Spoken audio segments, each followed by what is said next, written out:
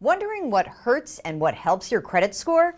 John Alzheimer is the man to ask. He's the president of consumer education for Credit.com. And before that, he worked at Equifax and at Fair Isaac, the company that invented the FICO score, which means he's truly a credit insider. John, great to have you here. Thank you so much for having me. Well, let's start off with what's up with FICO. Why are they guarding the secrets of the palace in there? Why is everything so secret? Well, it's their core product. FICO depends on banks and insurance companies buying their FICO credit scores to maintain and retain and stay in business. They have done a very good job over the past decade opening the curtain a bit, so to speak, and letting consumers know at least here are the 5 main areas that affect your score. And here is roughly the percentage of points that each of these areas are going to cost you if you do things like miss payments, max out credit cards, apply for credit excessively, and in some cases avoid credit altogether. Well, let's go into some of these myths and misconceptions about credit scores, because a lot of people give a lot of advice. And I want to start with one thing, that many people say that paying your bills on time, that's the most important thing. What do you say to that? That is clearly a good start, but that is not the key to the kingdom. 35% of the points in your FICO score are directly tied to whether or not you're making your payments, which means that 65% of the points have absolutely nothing to do with whether or not you make payments or you miss them. So while it's a fantastic start, you cannot hang your hat on the fact that you're just making your payments on time and assume that you've got fantastic credit. A lot of young people I talk to, they say, I hear that carrying a balance on your credit card is good for your credit score. What's the answer to that one? I'm quite certain that the credit card industry introduced that myth. Look, there's nothing wrong with carrying a balance on your credit card. What's problematic is when you start carrying a very large balance on your credit cards. And the issue here is utilization. It's the percentage of your credit limit that you're using up in the form of a balance. So if you have a $1,000 credit limit and a $1,000 balance, you're completely maxed out on that card. That is not good for your credit score. If you have a relatively low balance, 10%, 15% of the credit limit, that's really where you want to be, anywhere in that 7 to 15% range. What's this I hear about employers being able to check your credit score? That does not seem legal to me. We'll consider that the myth of the decade, actually.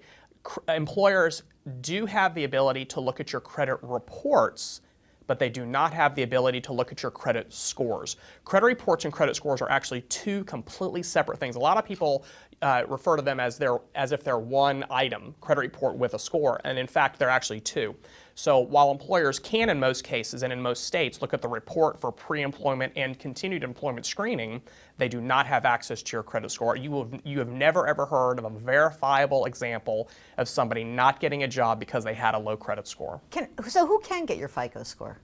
Well, any lender, any insurance company, any landlord, and any utility provider.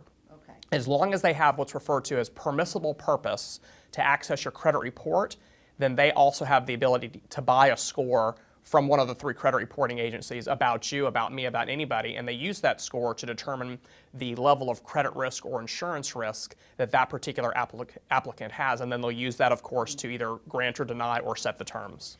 You know, the housing market has been in a complete mess. It's really screwed up a lot of people's credit. And we found out recently, foreclosures on the rise.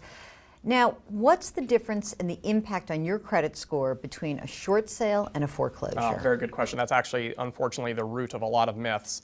The assumption is that a short sale is actually better for your credit score than a foreclosure. In reality, it's not. It's the same. A short sale is reported to the credit reporting agencies as either a charge-off or a settlement.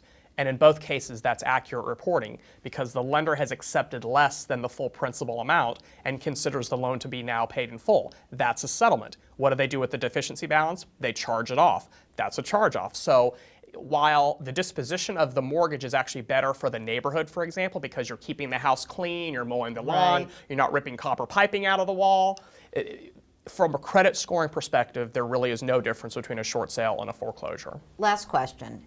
Is it true that my credit score, anyone's credit score, will be wrecked for basically 7 years if you have a short sale, a foreclosure, or a bankruptcy? Or do those, basically we know that foreclosure and short sale are the same. So are you done for 7 years on that? Well, I don't want to say that you're done. it will be on your credit reports for 7 years, and in a bankruptcy, in the example you gave, that's 10 years. You're not done for the entire period of time. Your credit score will improve as that item gets older. What you'd like to do is you want to put time between yourself and the incident, and you absolutely can rebuild your score. And as the item gets older, it's going to lose the negative impact on your FICO score, and actually you can have very, very solid credit scores within 3 or 4 years, assuming you don't do the same things again. Oh, that's ending on a nice foot there. That gives me some hope for folks who really are in trouble. Well, so, John, that's the goal. There you are. John, thank you so much for joining us. Always a pleasure. And thanks for watching.